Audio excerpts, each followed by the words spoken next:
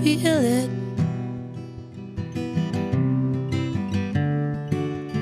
Can you see it?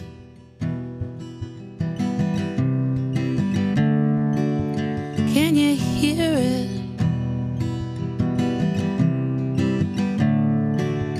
Can you smell it?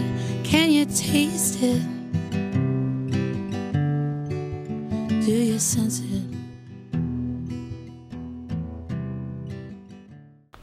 Hi, I'm Amy and this is Connect. Thank you for joining us. We're going to explore the mind-body connection, journey down the path of enlightenment together, and have a little fun along the way. Let's start by taking 3 meditative breaths. The purpose of these breaths is to relax our body and rewire our brain. I breathe in, I am calm. I breathe out, I am grounded. I breathe in, I am calm. I breathe out, I am grounded. I breathe in, I am calm. I breathe out, I am grounded. Today we're going to talk about vampires. You may have noticed that in the movies and on television, I'm sure comics, that there's a huge popularity, and maybe it says something about our society and maybe it doesn't. So I have 3 panelists here to discuss that with us. First is Wendy Halley, shamanic healer. Hi Wendy, thank you for joining us. Hi Amy, thanks. Ron Thompson, psychologist. Hi Ron, thank you. Hi Amy. And Sandy Morningstar, body-centered therapist. Hi Sandy. Hi, Amy. So where to begin? What is the meaning and symbolism of vampires and why are they so prevalent in our pop culture and recent past culture? Well, maybe I could preface my answer by saying that I'm not an expert on vampires, but I've been teaching this class at CCV, a humanities course called the Vampire in Literature, Film, and Culture for this. I'm coming up on my 6th year teaching that class. So I have this sort of interest in, I've always had an interest in vampire lore and stuff. They've just been very intriguing characters to me. But so I'm coming from that vantage point when I'm talking. Just wanted to give you that heads up. So the vampire is an archetype. You know, it's this universal symbol that everyone recognizes when they hear about it. That represents this kind of this immortal being who lives off of the blood of living human beings. It's this archetype that's been around for thousands of years on every continent, and every culture has had some kind of vampire lore going on. How does that translate? If we were to think of somebody with vampire qualities, what would the qualities be? Would that be somebody who's so blood-sucking, immortal? Where do we go with that? Parasite, somebody who lives on, sucks the life out of you. Somebody who, somebody you want. So we do talk about emotional vampires, right? People who, you just started to say, suck the life out of you. Yeah. I don't know, what do you guys think? Took the word right out of my mouth. Parasite. Well, I think there's something in the vampire culture about converting humans to vampires once they've sucked their blood. And what does that say about how easy it is to go over to the dark side if you're contacted by a vampire? Well, I think that's the intrigue about the vampire character, is that it represents the shadow aspect of ourselves. This part of us that wants to live forever, and this dark component of us that we all have. We all that maybe would like to be able to get away with killing, and vampires can do that. I think they add a lot of richness, kind of to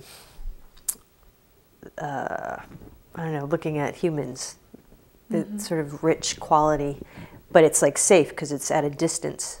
It's this other creature, but like we enjoy watching them, or I think a lot of people enjoy watching them because it's like, vicariously they can live through this creature and bring terror and Although they're not bringing terror as much as they used to in film and in literature. Are we making them more human and less vampire?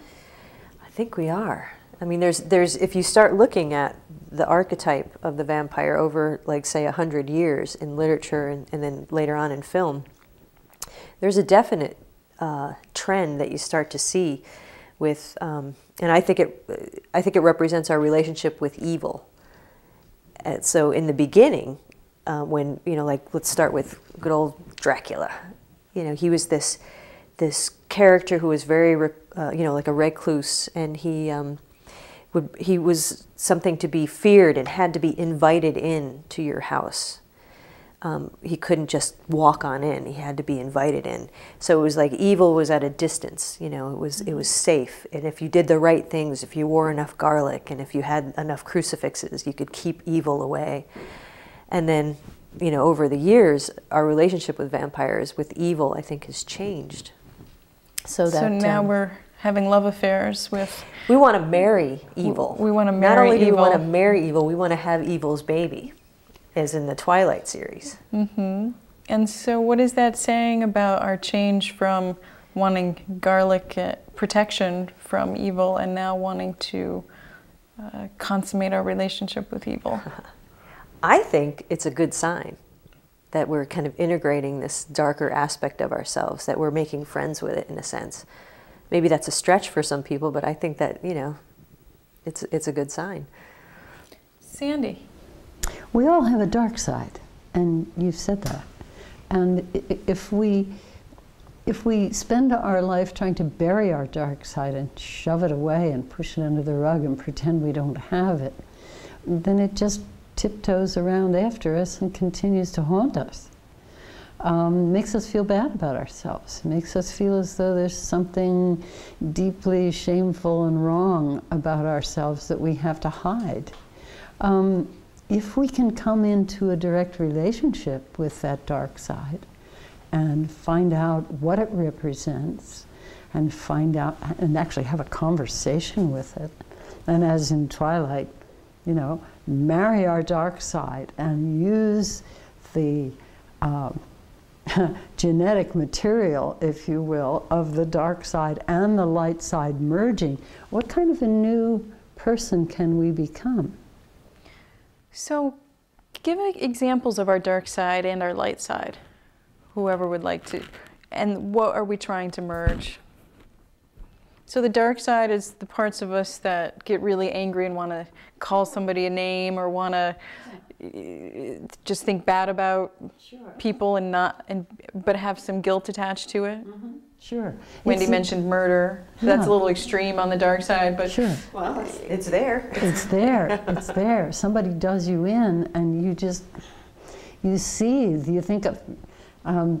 I'll never forget when somebody crossed my path once. I thought about, I'd just love to burn her house down. We all have those. Sandy, I can't believe it. You heard it here, folks. She's a well-integrated woman.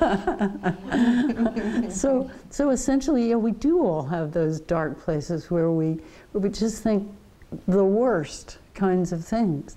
Now, whether we act on them or what we do with them, confronting them is a most important part of our growth, because we can recognize that everybody's got this stuff. So we don't stand with our neighbor and chat over the back fence about so-and-so down the road who does this bad thing and that bad thing and something else. We don't stand in judgment, but we begin to integrate that everybody's got this stuff, and can we be a little kinder about it? Can we be kinder with ourselves with these impulses and thoughts? Can we be kinder with other people, knowing that we've all got them? For me, it has to do with need, and the intensity of need. Needs unmet. I go into my dark place when my needs are unmet, and so in that sense, it's a flag for change. It's a flag to me that there's something about my existence that really needs to be addressed. So it's information.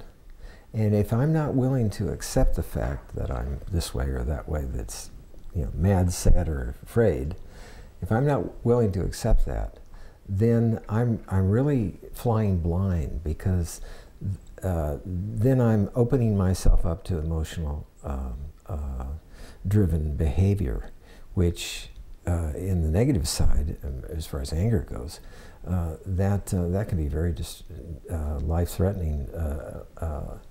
Certainly not life enriching to myself or others. So I think the dark side informs us of our needs. Do you think that, so 100 years ago we were very separate with the garlic. I'm going to use the garlic as the separator, and now we're having babies with the dark side. Why were we so afraid? Were we denying that part of ourselves 100 years ago and we're more open to it now? Or were we being in the light trying to be in the light all the time, and that was causing us some neuroses, and we don't want to have those neuroses anymore? What do we think that shift is about? I'd say it was fear-based, and there seemed to be a big thread with religion. You know, if you look at like the symbolism of the crucifix being used as, you know, light combating darkness, and you know, that was very kind of black and white. You know, that again, that evil. You are either a good person or a bad person. Very you are black either and dark. White. Evil could be cordoned off, and like I said, had to be invited in. So you had some control, the illusion of control, and if you stayed in the light. You know, characterized by sunlight. I mean, because vampires traditionally have not been allowed. You know, they can't survive in the light. They can't daylight, sunlight, and so that, you know, the symbol of the sun rising and the vampire, you know, burning to a crisp because it wasn't able to get out of the light in time. You know, evil is combated by the light. But then if you fast forward some years. And I think the big turning point was with Anne Rice in the 80s, the 70s and the 80s, when she started writing her Vampire Chronicles. A really interesting thing happened in our relationship with the vampires, that she first of all, she wrote from the perspective of the vampire. So he wasn't just this, or he or she wasn't just this character that was off on the sidelines. It was actually, she was writing first-person accounts of what it was like to be a vampire, and all of a sudden they had all this character, and they were tortured, and they weren't strictly dark. They had some light. Yeah, exactly. Which is, to me, much more human. You know, this is what makes humans more interesting, is that we have these, like we were talking about before, the shadow aspects. And so the vampire became this really intriguing, tortured character that maybe didn't want to be a vampire and was struggling with having to kill and those kinds of things. So I think that, you know, all of a sudden, I think when, you know, what we're intrigued by is instead of a one-dimensional character, we have now this really complex, you know, like, to me, really good film and really good literature has, you know, the characters are complex. They're not all just like good, and they're not all just bad. They're a mixture of both. Which is the human experience. Yeah, that's pretty clear. Is our goal as humans to be more light all the time, or to be more dark all the time, or to find a balance in the middle? I think it's to be more accepting, to evolve to a being where we're more unconditionally accepting of ourselves and others. I think that's certainly my goal.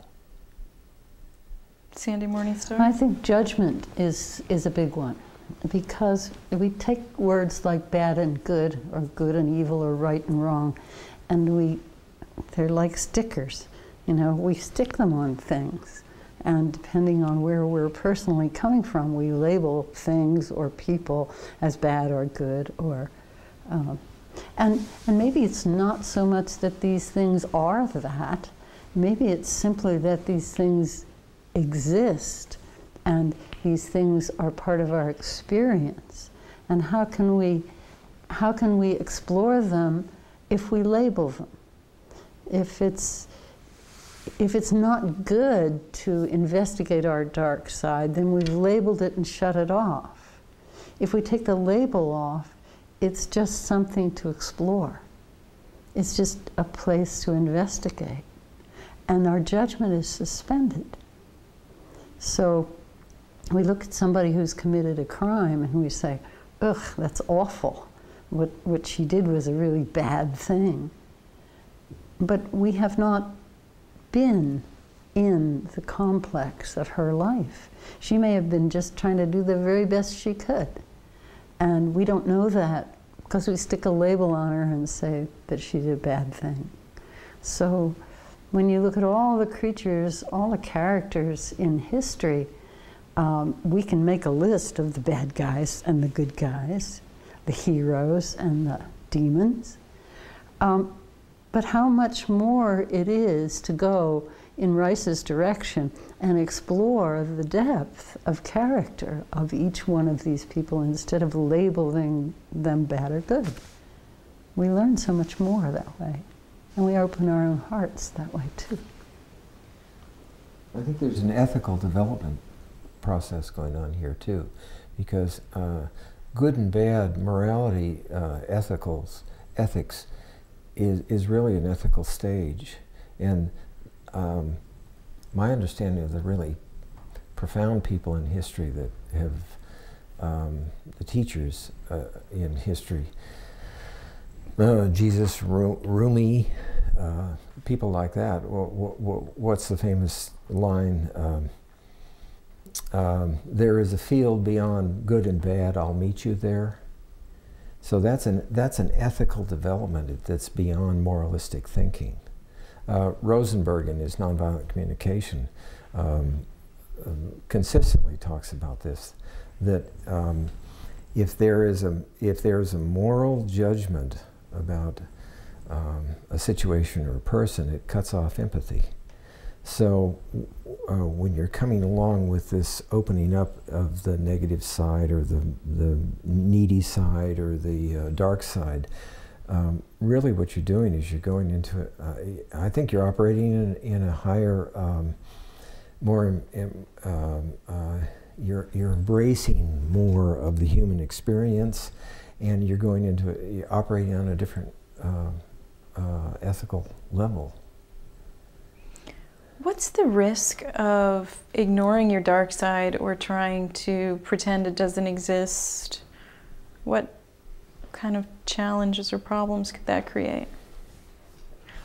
I'm thinking of the idea of feeling like you're supposed to live a certain way because it's the right way, and denying yourself certain human things that are a little bit in the shady area, and then bad things, putting a judgment on it, things that are potentially darker than the original thing happen. Am I making any sense to anybody here? You are very much to me. I'm thinking specifically of depression. And one of the causes of depression is thinking that where the feeling word is not enunciated. In other words, we're ignoring our feelings, and we're just spending all the time in our head. And as a result, we're really flying blind because we don't have all that rich emotional information that we need to get our needs met.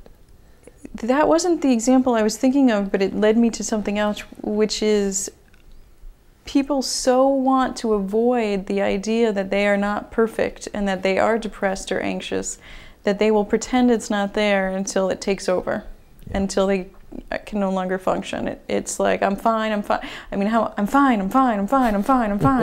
and then crash. So that was good, Ron. That was good. But denying those aspects of yourself. Well, denying. Or putting them to the side and ignoring them or whatever was your original question. Yes.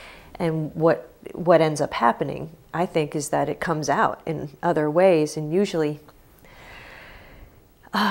It's like if you, I mean, I'm probably making some judgments or anything, but you hear about people who try to live a really high moral, on high moral ground, and I think about some real, like, conservative religious people who've gotten themselves into trouble, you know, like sexually, or, you know, have gotten caught doing things. To me, that's like an example of these aspects of themselves that they're not supposed to do in their eyes, you know, because of their religious beliefs, but they end up showing up or manifesting in these sort of, in these ways that... I call that the humbling humility process. Yeah, yeah. But it's there, that these things are there, so like... The universe creating balance by saying that you are no better. You can run, but you can't hide. That stuff is there. No, that's a good example too. I once had a friend who used to, well, she was actually a classmate of mine. She used to make me angry all the time. She could Do you want to burn her house down? Oh, she made me angry all the time. And I realized that the more I cultivated my friendship with this person, that she was able to hold a light so that I could see inside of myself. She was able to hold a light so that I could see where I was judgmental, so I could see where I was prejudiced, so I could see where I cut her off at the knees with my thought process and never let her finish being who she was. And I consider that kind of friend, even though they're sometimes the most difficult kinds of friends, to be probably the most valuable friend I've ever had. Because she was able to help me see my own dark interior in a way that was wonderful. I think we all have friends like that, or family members or whatever. Yeah, they're our greatest teachers. Yes. Yeah, absolutely.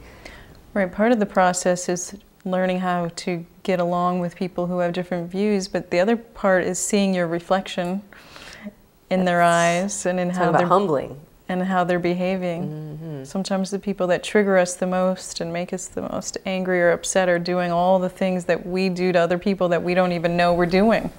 See, I have a little different way of looking at that. That's shocking to me, Ron. When someone acts or behaves in a way that triggers my negativity, a number of things happen. First of all, it's painful, and but what it's doing, it's just it's triggering my own pain. It's nothing that that they're doing. It's something that I'm doing from inside myself. So it triggers a whole process, like, oh, my should thing. You shouldn't do that. Oh, that's horrible. You know, all these kinds of internal triggers in me, and all those triggers in me are painful to me. So, but if I see their behavior as life goes on, and I screw up enough myself, what happens is I can reflect back on my own challenges.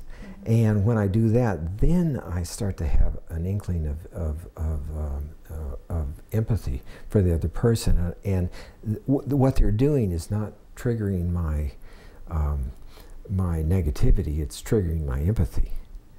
So, and that's actually a very comfortable place to be. It's a whole lot more comfortable than triggering my anxiety or my sadness or my anger. So. The problem, of course, for me is that it's a painful path getting there. It's often very painful to heal. We started the conversation talking about vampires and their role in pop culture and culture throughout time, specifically the last 100 years. And it's Wendy's opinion, if I have this correctly, that our relationship with vampires is evolving because we no longer see it as dark, something to avoid, but something that we want to engage with, and that's a sign that we're accepting our darker self, our shadow self. It could be delusional, but that's the way I'm looking at it, yeah. And are Ron and Sandy in agreement with this theory? Absolutely, I love Wendy's delusions. Absolutely, it has to do with unconditional self-acceptance, yes. All right, so our curiosity and fascination with vampires is our human evolution of accepting all aspects of ourselves. Well, isn't that amazing? So I want to thank my guest, Wendy Halley. Thank you. Author and shamanic healer, lucidpath.com she can be found at. Ron Thompson, psychologist, who can also be found at masterforlifeperformance.com. And Sandy Morningstar, body-centered therapist. She can be found at connectwithamymiller.com. Thank you all for sharing your wisdom. Thanks. Thank you. This has been Connect. Thank you for joining us. We'll be back next week. Visit our website, connectwithamymiller.com. You can feel it. You can feel it. You can see it. You can hear it. You can smell it. You can taste it. You sense it. You are connected. You are connected. You are connected. You are connected. You are connected. You are connected.